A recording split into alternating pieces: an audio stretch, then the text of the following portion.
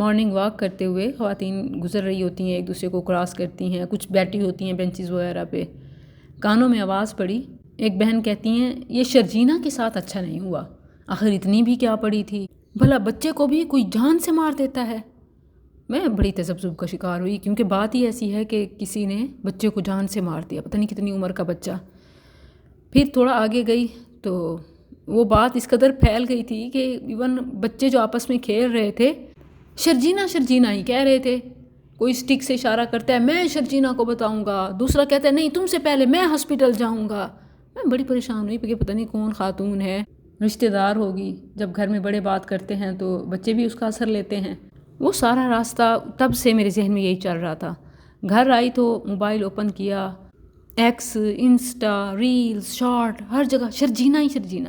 شروع میں تو مجھے ایسے لگا کہ شاید یہ نا کوئی سیاسی مسئلہ ہے، کسی پارٹی کی کوئی عہدیدار ہوگی یا کوئی ورکر ہوگی. ہاں یہ پی ٹی آئی کی ورکر ہوگی جس نے کسی غلط بات پر آواز اٹھائی ہوگی، حکومت کے خلاف کچھ کہا ہوگا، تبھی تو عوام کی اتنی ہمدردی اور حمایت مل رہی ہے، محبت حاصل ہو رہی ہے کہ بچے بڑے، خواتین خاص طور پر بڑی ایموشنل ہو رہی ہیں. تو اس نے یقیناً کوئی قربانی، کوئی عظیم کارنامہ انجام دیا ہوگا.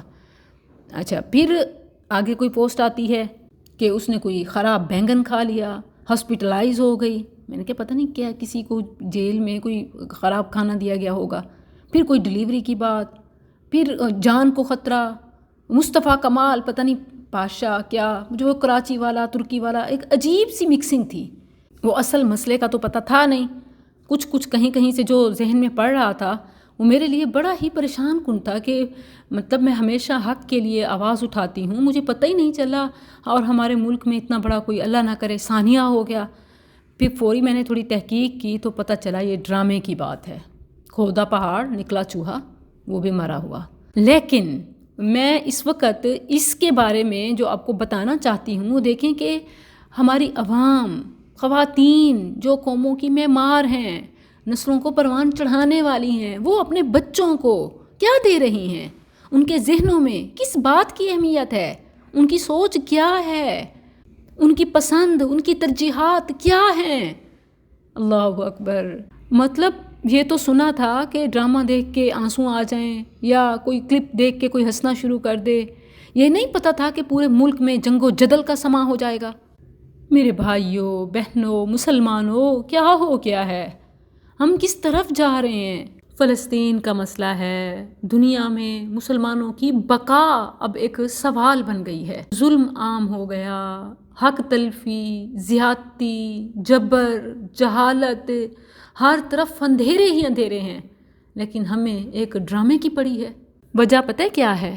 ہم نے نیکی کی مثالیں چھوڑ دیں، ہمیں نیکی کی مثالوں سے نفرت ہو گئی. اگر کوئی نیکی کا کام کرتا ہے تو ہم اس کو حقیر سمجھتے ہیں. صرف حقیر سمجھتے نہیں ہیں، اس کی مذمت بھی کرتے ہیں. جو ہو سکتا ہے اس کی لیگ پولنگ، اس کو گرانا، اس کو ہٹانا، جان تک کے درپے ہو جاتے ہیں. یہ الگ بات ہے کہ جسے اللہ رکھے اسے کون چکھے. اس کے برعکس دیکھیں تو گناہ کی، برائی کی، بے حیائی کی، فحاشی کی مثالیں عام ہو گئی ہیں، بہت زیادہ ہو گئی ہیں. پانی سر سے تار ہو گیا ہے، اوپر چلا گیا ہے. بیٹیاں گھروں سے کیوں بھاگتی ہیں؟ ماں باپ کو چھوڑ کے کوئی بیٹی آخر اپنے آشنا کے ساتھ کیوں نکلتی ہے؟ بچپن، محبتیں، یادیں، قربانیاں، آخر یہ کیوں نظر نہیں آتا؟ اس لیے کہ ڈرامہ اسے کچھ اور ہی گلیمرائز کر کے دکھا رہا ہوتا ہے. جو بھی گھر سے بھاگتی ہے اس کے ذہن میں پیچھے کوئی نہ کوئی سین ہوتا ہے، کسی ہیرو ہیروئن کا کردار ہوتا ہے. آخر ایک شادی شدہ عورت چھوٹے چھوٹے بچوں والی کیسے کسی غیر محرم کے ساتھ بات چیت، ملاقات اور تعلقات رکھ سکتی ہے؟ یقیناً یہ ڈراموں کا، میڈیا کا، شوبز انڈسٹری کا پڑھایا، دکھایا اور آزمایا ہوا سبق ہے.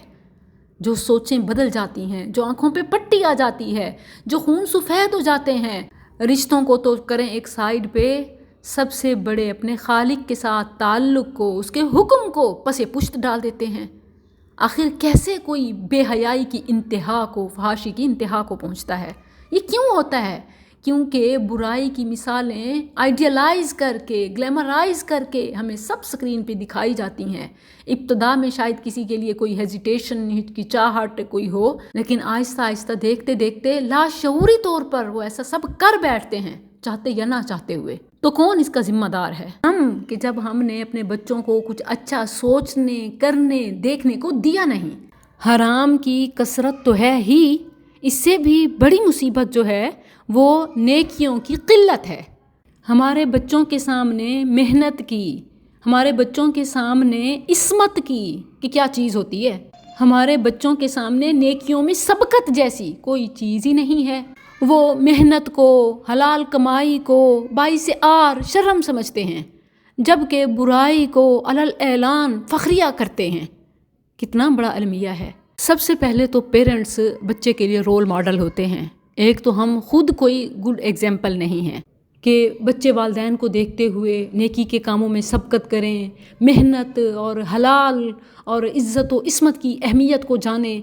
لیکن اگر یہ بھی کہ خود کچھ نہیں، کم از کم بچوں کے لیے متفکر ہوں، بچوں میں یہ احساس ڈیولپ کر سکیں، تو بھی بڑی بات ہے۔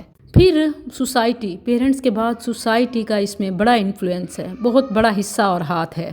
یہاں میں انفلوئنسرز کو، کہ جنہیں لوگ آئیڈیلائز کرتے ہیں، فالو کرتے ہیں، شوبز سے وابستہ ایکٹرز، سنگرز، ماڈلز، ایسے تمام لوگوں کو احساس دلاتی ہوں، استدعا کرتی ہوں کہ دیکھیں، ایک وہ گناہ ہوتا ہے کہ جس کا اثر انسان کی ذات تک ہو، اس کی سزا تھوڑی ہے۔ ایک وہ ہے کہ جس کا اثر دوسروں تک جائے، وہ گناہ زیادہ سنگین ہے۔ جو ایکٹنگ، ماڈلنگ، شوبز سے ریلیٹڈ جتنی بھی فیلڈز ہیں، اس میں جو کمائی ہے وہ آپ کی پرسنل نہیں ہے، وہ آپ نسلوں کے خونوں میں زہر ڈال رہے ہیں، بچوں کے، نئی نسل کے ذہنوں میں خرافات ڈال رہے ہیں، ان کو نیکیوں سے دور کر رہے ہیں، انہیں گناہوں پہ لگا رہے ہیں۔ آخر یہ آپ کس قیمت پہ کرتے ہیں؟ دولت تو وہ تو جو نصیب میں لکھی ہے، ملنی ہے۔ ابھی ماں کے پیٹ میں بچے کی ہارٹ بیٹ شروع نہیں ہوئی ہوتی کہ اللہ فرشتے کو بھیجتا ہے، اس کا رزق، اس کی عمر، اس کا عمل، اس کی قسمت، نیک یا بدبخت ہونا لکھ دیا جاتا ہے۔ پھر انسان کو اختیار ہوتا ہے کہ وہ حلال راستے اپنائے گا تو ثواب اور جنت کا حقدار ٹھہرے گا، اور اگر حرام راستے اپنائے گا تو رزق تو وہی مقدر کا ملے گا، لیکن اپنے کیے کی بدولت، اپنے اختیار کو غلط استعمال کرنے کی بدولت جہنم میں جائے گا۔ شوبز سے وابستہ لوگ سن لیں، آپ کے ہر عمل کا اثر آپ کی ذات کی حد تک نہیں بلکہ نسلوں تک جاتا ہے، اس لیے نسلوں کی برائیوں کے بھی آپ ذمہ دار ہیں۔ میں نہیں کہہ رہی، ہم مسلمان ہیں، ہم سب کے گھروں میں قرآن ہے، یا پھر اپنے موبائل میں کھول لیں سورہ العنکبوت آیت 13، وَلَيَحْمِلُنَّ أَثْقَالَهُمْ وَأَثْقَالًا مَعَ أَثْقَالِهِمْ وَلَيُسْأَلُنَّ يَوْمَ الْقِيَامَةِ عَمَّا كَانُوا يَفْتَرُونَ، اور یقیناً وہ ضرور اپنے بوجھ اٹھائیں گے اور اپنے بوجھوں کے ساتھ کئی اور بوجھ۔